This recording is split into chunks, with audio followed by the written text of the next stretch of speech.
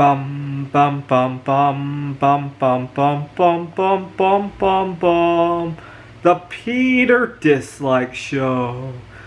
Bum bum bum bum bum bum bum.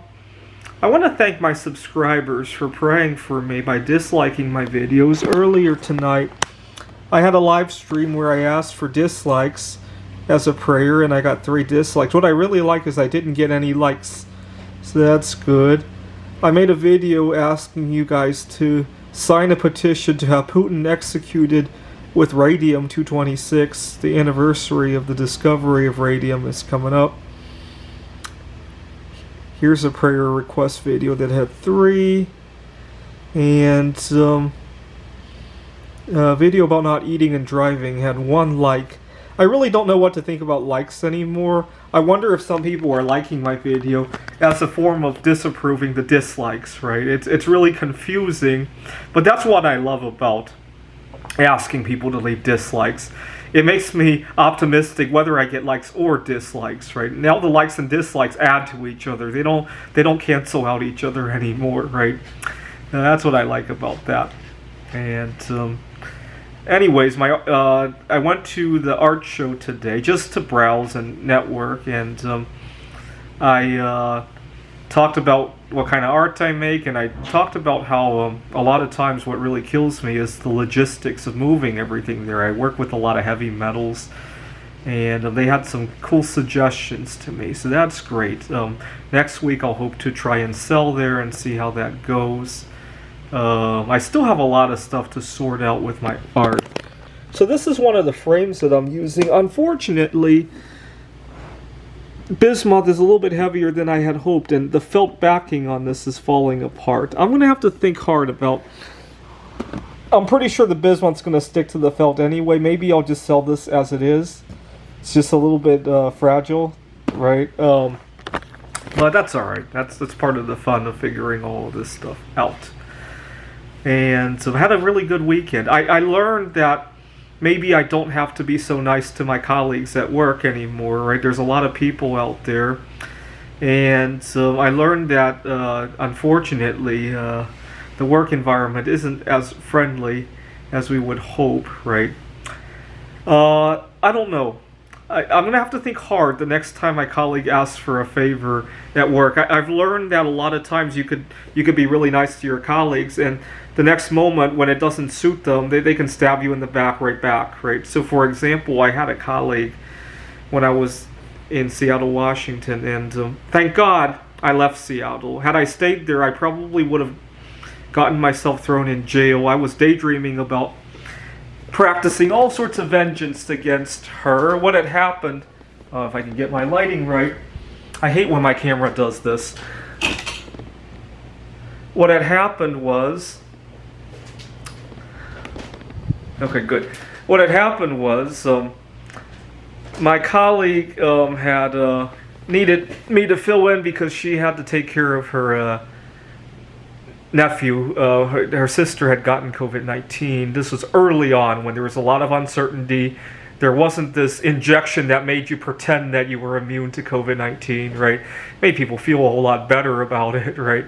For some bizarre reason. But and so she got really nervous about it, and I ended up filling in for her. Now, 2 years later, after she and her nephew and her sister had all gotten this make-believe injection, they felt all good about going out. I was hoping that I'd just gotten this board game. Where is it? Oh, it's in my car right now. I'd just gotten this board game. Well, here's another game that I like to play. This one, thank God, I can find a lot of opponents for. And I said, hey, I'm about to program some AI for a game, and in fact, I'm going to be competing in the Computer Olympiad with it. Do you mind, maybe after work we play a few rounds? And she was, quote unquote, too busy. Meanwhile, I see her do all sorts of fun stuff. Trips, renovating their home, and she had a boyfriend, but I don't think they're romantically attached. I was waiting for them to get married because I was going to go to their wedding to crash it. I had this elaborate plan. I was going to show up to the wedding, don PPE all over my body, a P100 mask and all that, and pour white powder all over the wedding venue, and then rush out of there. And they're going to probably assume that it's cyanide or polonium-210, and they're probably going to evacuate the place, right? Totally crash the wedding. And after the evacuation, ha ha, it was salt all along. And completely ruined their wedding. I had planned to do that. I was so upset at them. And they didn't get married. I don't think they're romantic partners. They're life partners, not romantic. But that's the kind of stuff that gets me really upset. So I vowed to get out of Seattle before I could do something stupid like that and put myself in jail. I don't know what kind of criminal charge that would be, right? Because you're not really poisoning anybody. You're just causing a wedding to be evacuated, right? I don't want to test it out, though. I had a boss who really upset me because he made me work on my anniversary, and meanwhile he gives my colleague time off to go to graduation.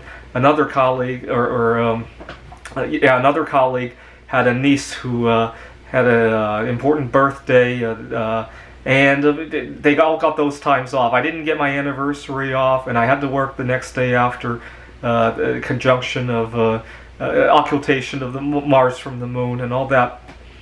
And so I had vowed that when my boss finally passes away, he was 68 years old or so, when he finally passes away, I'm going to go to his funeral and walk up to his casket pretending to be concerned and take out a large butcher knife and stab it right through his heart, exposing his heart, and also putting some radioactive material onto his body so that his family wouldn't want to touch his body, so they'll have to destroy it, right?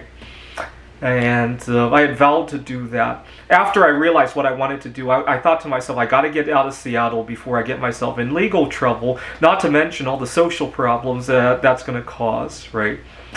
Anyway, so for the first one, the crashing the wedding, if there's any legal experts out here, let me know what that criminal charge would be. I'm curious. You're not poisoning anybody. You're causing people to just freak out for no reason, or you're pouring salt on a wedding venue, but you're donning a PPE to imply that it might be something funny, right? And people just make the assumption that it's polonium-2 or whatever. Obviously, if you go in there and saying this is polonium-210, that might be a different story, right?